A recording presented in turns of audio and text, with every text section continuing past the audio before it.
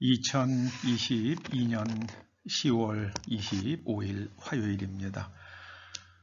오늘 예수님의 친언 224번째 꼭지는 마태복음 12장 1절에서 2절까지의 말씀입니다. 먼저 말씀을 함께 읽어보십니다. 그때에 예수께서 안식일에 밀밭 사이로 가실새 제자들이 시장하여 이삭을 잘라 먹으니 바리새인들이 보고 예수께 말하되 보시오, 당신의 제자들이 안식일에 하지 못할 이 일을 하나이다. 율법적 종교의 실체, 율법적 종교의 실체, 이런 제목으로 말씀을 상고해 보십니다.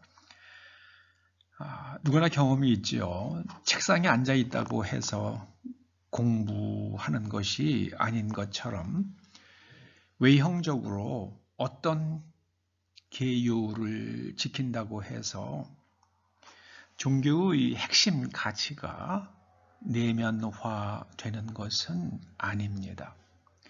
바리새인들의 문제점은 유대교의 종교적 관습과 전통을 지키는 것을 하나님의 말씀으로 자신들의 내면을 재구조화하는 것으로 오인했습니다. 이 두 개가 종교적 관습을 지키는 것과 말씀으로 내면을 재구조화하는 것을 동일한 것으로 착각했습니다. 전자가 바로 유대교고요. 후자가 예수님께서 우리들에게 가르쳐 주신 예수님의 복음입니다. 개신교회에서도 이와 유사한 오인이 발견됩니다. 기독교인들 가운데 적지 않은 수의 사람들이 구원을 과거에 지은 죄를 사함받으면 죽은 다음에 지옥에 갈 영혼이 천국에 가는 것으로 이해하고 있습니다. 과거의 죄를 사함받았다는 확신을 가지는 것과 또 사후 영혼의 운명에 초점을 맞추는 바람에 현재 여기서 말씀과 일치하는 삶이 어떠한 것인지에 대한 성찰과 또 그것을 성취하는 그 노력은 부족하다는 것을 우리가 시인할 수밖에 없는 것이 우리 개신교인들의 현 주소입니다. 바리새인들은 예수님과 예수님의 말씀을 배척함으로써 결국 로마에 의해서 완전히 파괴당하는 비극적 운명을 맞이하고 말았습니다. 예수님의 관심은 사람들의 풍성한 삶이었습니다. 풍성한 삶을 살아가는 것을 가로막는 가장 큰 원인은 하나님께 대한 잘못된 마음의 태도입니다. 죄는 바로 하나님께 대한 잘못된 마음의 태도입니다. 이것이 죄입니다.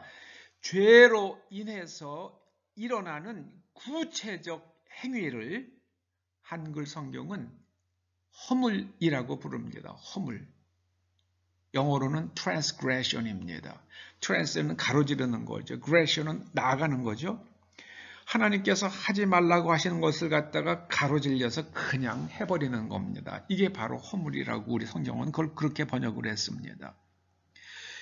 율법적 종교는 트랜스그레션을 자꾸만 이야기하는데 이 내면에 있는 죄를 보지 못합니다. 이것이 바로 율법적 종교의 실체입니다. 내가 계율을 지킨 것을 가지고 나의 내면이 하나님의 말씀으로 재구조화된 것으로 착각합니다. 이것이 바로 율법적 종교의 실체입니다. 우리는 율법적 종교의 관을 가지고 예수님의 복음을 대해서는 안 되겠습니다. 바리새인들이 하나님의 말씀을 가지고 그런 저질렀던 실수를 우리는 예수님의 복음을 가지고 똑같은 실수를 저질 수 있기 때문입니다. 기도하시죠. 아버지 하나님, 성령님, 저희들의 영의 눈을 열어주셔서 우리의 실상을 보게 하여 주시옵소서. 우리가 율법적 종교인들이 아닌 정말 주님의 말씀으로 우리의 내면을 재구조화해서 이 땅에 살지만 우리가 죄짓지 않는 온전한 사람이 되어서 이 땅에서 하나님 나라의 그 풍성함을 누리며 살게 하여 주시옵소서. 예수님의 이름으로 기도드립니다. 아멘.